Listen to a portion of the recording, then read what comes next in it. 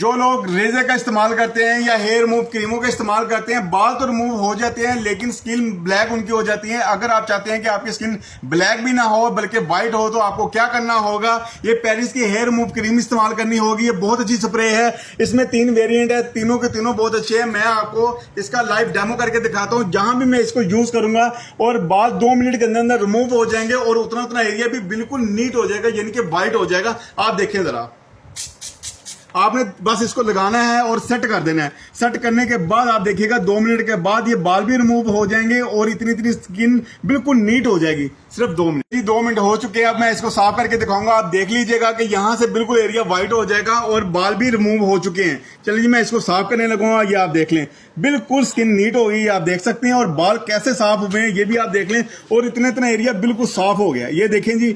और ये 2 मिनट के अंदर सिर्फ अपना काम करता है, ना किसी किस्म की कोई जलन, ना किसी किस्म की कोई